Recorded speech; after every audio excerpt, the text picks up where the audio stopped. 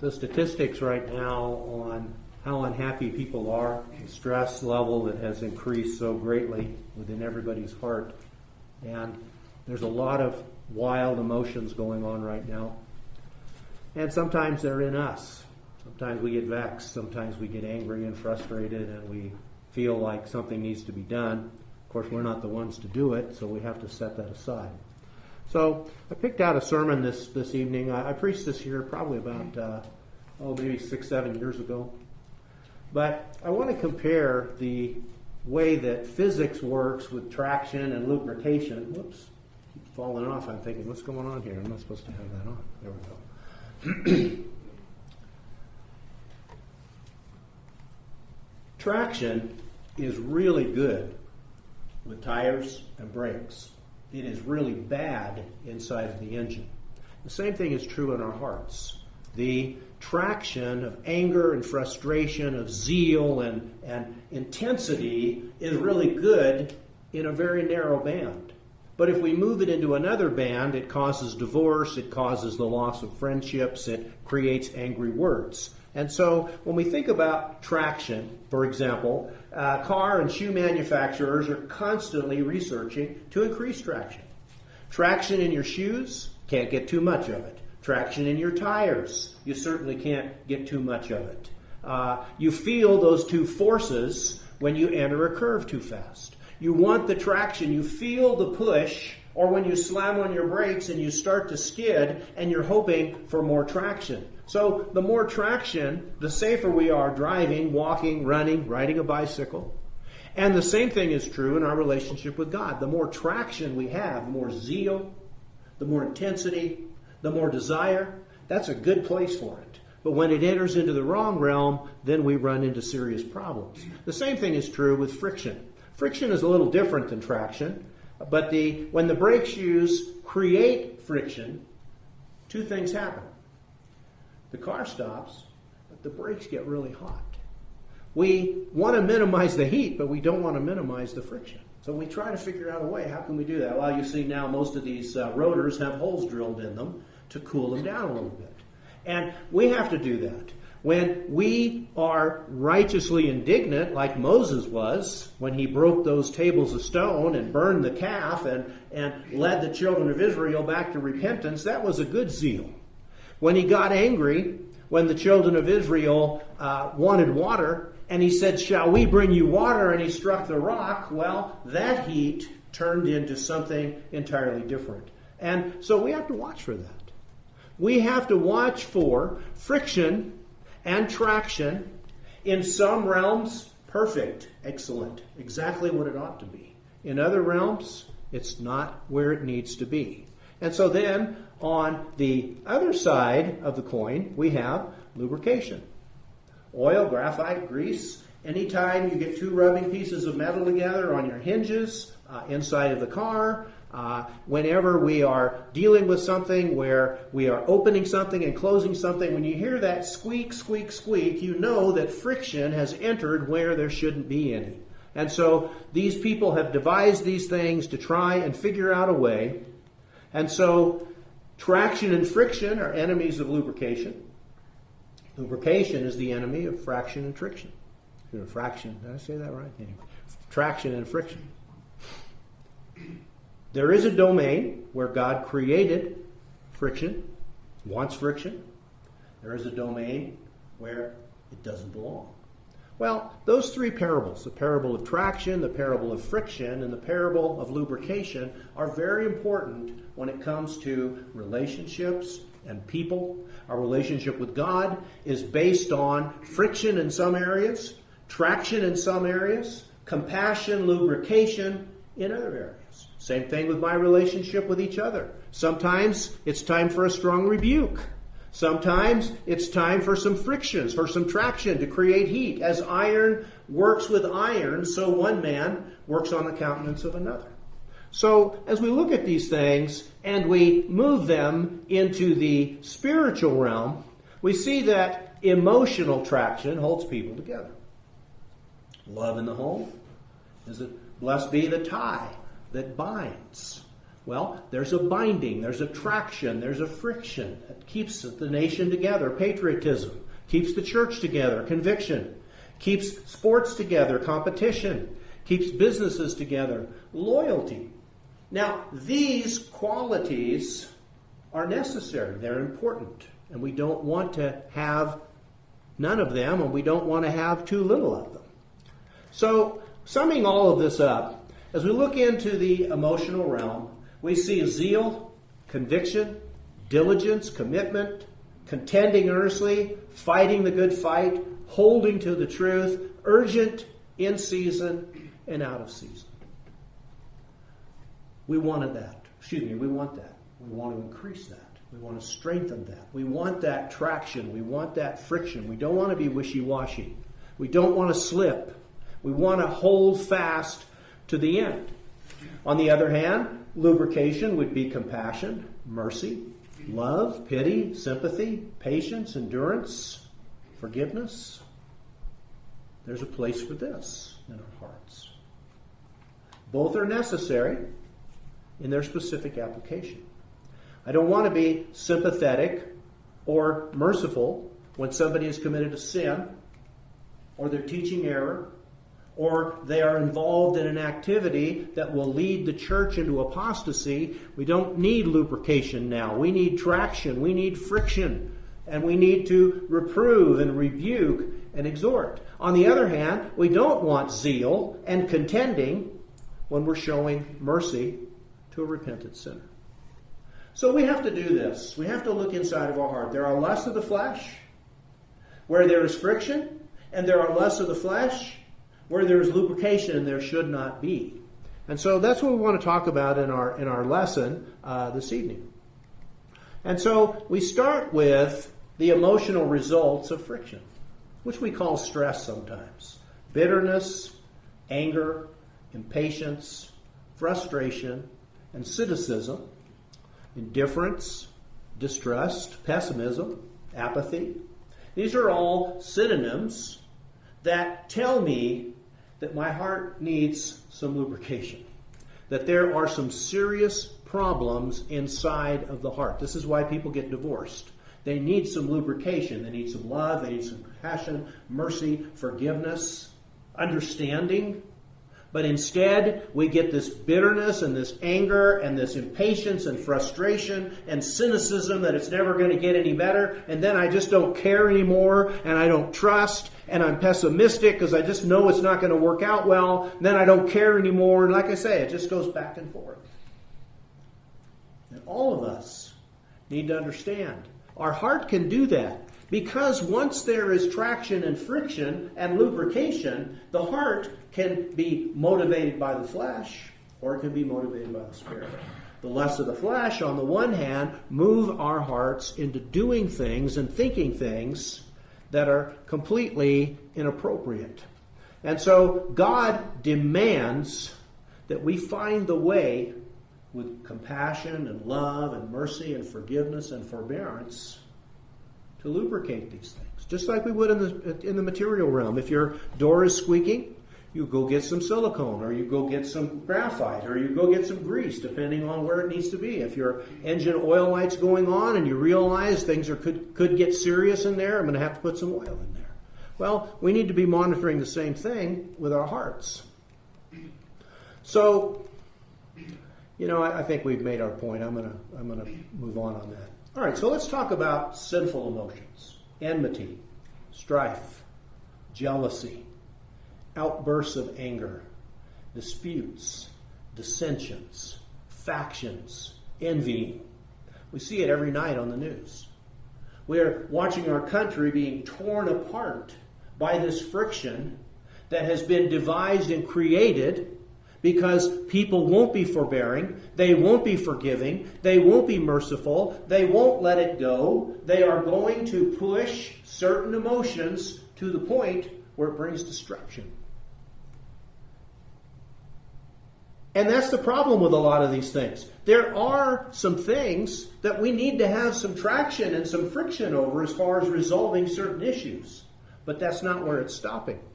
Now, the same thing is true in Romans chapter 1, full of envy, murder, strife, deceit, malice. gossips, slanderers, haters of God, insolent, arrogant, boastful, inventors of evil, disobedient to parents, without understanding, untrustworthy, unloving, unmerciful. People like that need a good infusion of spiritual lubrication. They need to have mercy, compassion, understanding, forgiveness, forbearance. The fruits of the Spirit are filled with things like that. And so, as we look into our own character right now, our attitudes toward the news, our attitudes to what's going on in the world today, our attitudes toward our brethren, our attitudes toward the lost, do we need more traction? Or do we need more lubrication? In the realm of physics, it's pretty easy to figure it out. When something needs traction, then engineers work on fixing it. When something needs lubrication, engineers work on fixing it. Well, God has done that for us in the Scriptures, and we all need to look very carefully. First of all, we need to find out, do I need more friction? Am I getting wishy-washy? Am I getting lukewarm? Am I not having the same zeal, the same convictions, the same strength and desire? On the other hand, am I becoming indifferent or angry or bitter or frustrated? These are emotions we shouldn't be feeling. So if any of these emotions that we see here in Galatians 5 or in Romans chapter 1, if we're dealing with those things,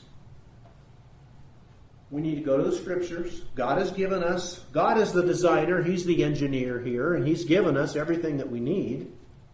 And so the question we've got to figure out is, what do I need? Do I need more traction right now? Do I need to go to those Scriptures that talk about things that will keep me from slipping? Or, on the other hand, am I becoming so hard to get along with in the home or on the job or in other realms that I need to work on the other side of this? A morbid interest in controversial questions, disputes about words, out of which arise envy, strife, abusive language, evil suspicions, and constant friction between men of depraved mind. Now, we saw a lot of this during the 50s when the church divided. There was a lot of anger, a lot of bitterness, and a lot of frustration on both sides of this thing. Some thought it was zeal, but sometimes the zeal went too far. Some thought that it was mercy, but it wasn't mercy, it was compromise. And so we have to look at these things and try to figure out, because there's always a scriptural way to deal with things. Look at Jesus. When Jesus saw his Father and his Father's house being mistreated and not properly respected, we see friction. We see him get that cord. We see him drive out the animals. Don't ever think that he used the whip to whip the people. He did not. He used the whip for the animals. But he also overturned the money changers' tables, and he said, "Take these things hence." And yet, when it comes to Peter, who must have been very frustrating to Jesus and the apostles as they moved from side to side, and yet he never showed that anger. It was always very lubricated, no matter what the stress point in his relationship with his disciples, you always see him acting in a kind and a compassionate way. And I marvel at that. It's really tough, brethren, to keep ourselves in check. It's really tough if we have a lot of traction and a lot of friction in good areas. It's really tough when we look at other people not doing that, not to move into a realm that we shouldn't have.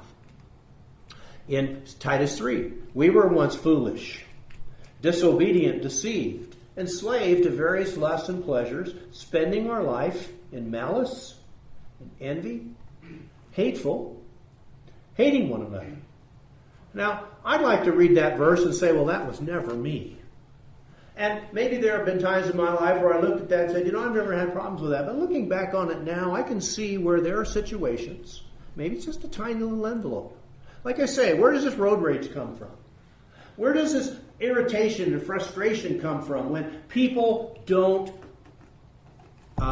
perform up to my expectations? I'm frustrated.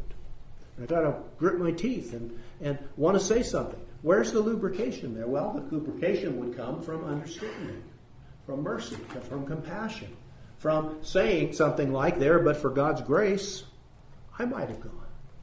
So these qualities, like I said, in the home, in the church, in the nation, if we have them, we need spiritual lubrication. We need emotional lubrication. I don't know where it's going to come from. Right now, as I look at the country, I see it squeaking. I see it groaning and travailing and grinding in certain ways. And you look at it and you think to yourself, what could we do? What's the answer? Well, there's only one answer, and that would be the Lord. If people would become Christians, if they would become forgiving and compassionate and understanding, if they would hold themselves in check, we wouldn't be seeing what we're seeing today. And the danger, though, is as we watch those people doing those things, we respond. And sometimes our vexation doesn't stay in the proper realm. We get angry. We want to go get our gun and we want to go take care of this. And that would be terrible. And I hope nobody here is feeling like that or even thinks like that, but it happens sometimes. You get frustrated. It happened to Moses. It happens a lot. So the reason that these things happen, Cain slew Abel. Joseph's brothers were jealous and sold him into slavery. Miriam and Aaron murmured against Moses. Saul envied David, tried to kill him over and over again. The Jews considered Jeremiah a traitor and mistreated him in multitudes of ways. The Jewish elders killed Jesus and Stephen. And Saul thought to do many things contrary. Why? Because they didn't have the proper lubricants in their heart. They didn't have the ability to take a step back and say, wait a minute, let me take a good hard look at this. Is there a problem here? Not with them, but with me? What am I doing? What could I do to be part of the solution? Every time somebody does something they shouldn't do, we tend to respond, but our responding either exacerbates, the proverb said, a soft answer turns away much wrath. Knowing when to inject a little lubrication into the conversation, knowing when to inject a little bit of lubrication into our thoughts becomes a critical thing. And as I said, we wouldn't even question it in the physical realm. When we know something needs to be lubricated, we get it lubricated because we understand if you don't get it lubricated, it'll tear itself apart. So we don't miss our oil changes and our transmission changes. We don't miss our deadlines for lubricating this particular bearing or this particular thing in the car. Because if you do, you'll pay for it. Well, the same thing is true in our relationships with one another. Somebody doesn't kill somebody. Somebody doesn't divorce somebody. Somebody doesn't, angry words, violating or just damaging a relationship forever. That doesn't happen without warning signs where something could have been done. Something could have been injected. And so that's why the rest of the lesson is going to be dealing more with this emotional lubrication. Now, in Colossians 3, he says this. As those who have been chosen of God, holy and beloved, put on a heart of compassion. Compassion means that you try to understand why the person is doing what they're doing. Now, sometimes that's impossible. Sometimes it's impossible to really understand. But you still try to understand and try to manifest some sense of compassion and kindness, of humility and gentleness and patience, bearing with one another and forgiving each other. Now, this will resolve any conflict. As the Old Testament writer put it, I am for peace, but when I speak, they are for war. He's constantly trying to inject compassion. He wants peace. But whenever he teaches the Scriptures, they're ready for war. Well, there's nothing we can do about that, but that's on their end. And we have to respond appropriately. And then he goes on to say, beyond all these things, put on love, which is the perfect bond of unity. And let the peace of Christ rule in your hearts, to which indeed you are called, and be thankful. So I would consider all of these emotions to be lubrications. to be things that we need, when we start squeaking, grinding, and gritting our teeth, and feeling that anger, and holding our tongue, when we just like to get rid of it, these are the emotions we need to fall back on. We need to be ready to inject these into, and sometimes they don't deserve it. That's why forbearing is in there. You can't always be forgiving. You can't forgive people if they won't repent. You can't forgive people if they are bent on doing what is evil. What needs to happen is they need to be punished. And the purpose for civil government is to punish these people. But if they won't do it, then we have to fall back on forbearing and waiting for God. But it's not going to do us any good. You know, there's that that psalm that says, don't fret.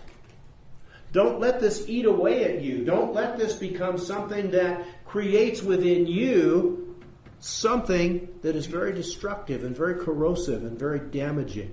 Because you can't turn it off. You get frustrated, and then you turn around and you get frustrated with your spouse, or you get frustrated with your children, or you get frustrated with your brethren if they don't agree, or if they don't see things the way that we see them. Let all bitterness and wrath and anger and clamor and slander be put away from you, along with all malice. Be kind to one another, tender-hearted, forgiving, just as Christ, or God in Christ, also has forgiven you. Now, clearly, this is brother to brother. This is the relationship that we have with our brethren. And this is something that's very, very important in the church. And one of the things that I'm really happy and excited about is that with all the things that have been going on, it really hasn't impacted the church yet. We haven't had any serious church problems. We haven't had any anger. We haven't had any frustration. We haven't had any people lashing out. It can happen. You know, churches divide when certain key things happen. Churches divide when it's time to hire a preacher, when it's time to appoint an eldership, or when it's time to have to make difficult decisions like we've made about changing services or stopping a service or doing this or changing that, and people start to get frustrated. We haven't seen a lot of that here. If it's here, it's been well hidden, because the bitterness, the wrath, the anger, the clamor, the slander, I've seen it at other congregations. You've probably seen it, maybe even here. You get certain people into the mix, and that's what's going to happen. But how do we fix it? Well, we have to train one another. We have to be tender-hearted and forgiving. We have to be kind, and we have to be people who put away these things. I, therefore, the prisoner of the Lord, entreat you to walk in a manner worthy of your calling. Humility, gentleness, patience, forbearance, in love, being diligent to preserve the unity of the Spirit. Now, that's for the congregation. That's also true in the home. It's also true in the nation.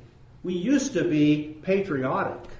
Our patriotism was enough to fill in the other gaps that we had in differences of view and differences of opinion. And I hope we can get back to that, because this is going to tear the country apart. And eventually, it's going to get into other realms. As I say, the divorce rate is up, I think, 30 or 40% since the pandemic. People are having to spend too much time with each other. They don't have a job. They don't like what's going on in the country. And therefore, they're very frustrated, and they turn on each other, and they destroy their relationships. Suicides are up.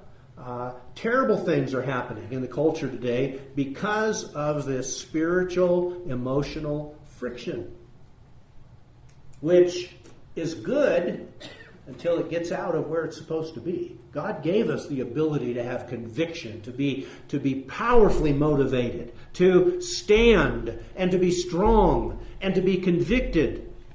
But at the same time, if I turn that on my spouse, or I turn that on my brother, or I turn that on my nation, well, then it becomes destructive. And as Christians, we've got to learn this emotion goes here. Like I said, when I'm getting ready to lubricate the car, I don't go up to the brake shoes and squeeze that grease all over the brake shoes. It'd be crazy to do that. I understand where friction needs to be. When it comes to friction, I want that friction. When it comes to lubrication, I want that lubrication. Well, I understand that in the material realm, but what about in the spiritual realm? What about in the emotional realm? What about in the realm of relationships? Satan delights when he can inject friction where there should be lubrication. And when he can inject lubrication where there should be friction. We don't want to compromise on the truth, and we can't. But we don't want our lack of ability to compromise on the truth keeping us from compromising, turning the other cheek, going the second mile, rather being defrauded. There's a huge difference between turning the other cheek and going the second mile in a relationship where we don't want friction and in a spiritual relationship where one person wants to lead us away. God was very clear under the old law. If one of your closest friends or even your wife wants you to go off and worship other gods, you testify against them and you stone them to death and you remove them from my people. Now that's a friction that, I don't know, for some of us may be hard to understand. What about the one that says if your son is a drunkard and a glutton and he won't submit, bring him to the elders and have him stoned to death? Now, there's a friction that manifests itself, and that would be the friction of the police doing their jobs, the police doing their jobs, the prisons doing their jobs, the capital punishment people doing their jobs. That's the kind of friction God wants in a nation. But our nation has it turned around. And they're wanting to show compassion when there should be friction. And they're wanting to show friction when there should be compassion. Everybody's got things turned around right now. And it's hard to keep our heads above water. It's hard to keep our heads straight. It's hard not to get caught up in all of this and take sides and start becoming too political and less Christ-like. And so these are the kinds of things that we all need to be giving careful thought to. Because the fruit of the Spirit is love, joy, peace, long-suffering, kindness, goodness, faithfulness, gentleness, self-control.